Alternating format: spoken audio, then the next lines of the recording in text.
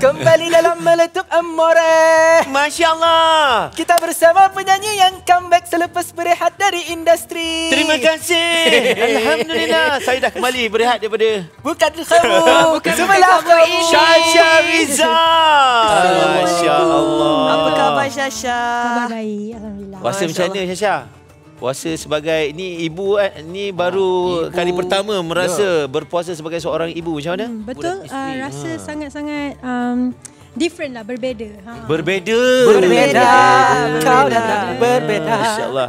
Dia Baby macam boy. seronok lah, seronok. Seronok ke macam mana? Sangat-sangat seronok sebab sebelum ni all preparation semua Syasha seorang. Sekarang ada lagi 2 orang. Dua yang orang. kena jaga. Jangan husband seorang. Suami betul lah. dan juga Suami baby dengan Yasin. baby lah. Baby dah ada baju cute raya gila. dah. Baby dah ada baju raya dah. Baru semalam Cute. settle baju raya dia. Jahit sendiri? Baby jahit baju raya sendiri? Tidak. Awak belikan lah. Guys, Okey.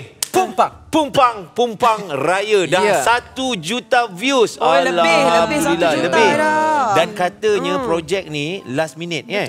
Macam mana tu boleh last minute tu? Tiba-tiba datang lagu daripada mana? Sebab Lepas nampak nyamuk ke sebenarnya apa? dapat lagu demo ni dah lama. Tapi nak say yes to this project tu it takes quite a while lah. Sebab macam fikir dah sesuai ke nak kembali menyanyi semula kan. Tapi alhamdulillah lepas dapat tahu bergandingan dengan Kak Faz pula. Ya. Terus kita on gitu. Lepas tu jadi pula tu.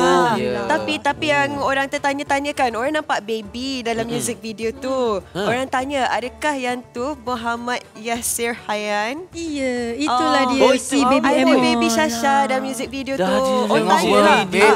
Kecil-kecil dah masuk industri. Alhamdulillah. Dah dapat offer jadi model tau. Siapa? Baby? Baby, kan Syah?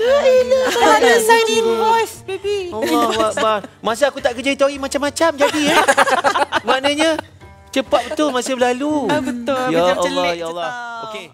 Video yang korang tengok ni pendek je. Kalau nak tengok panjang, tengok di Astro Go. Bye guys.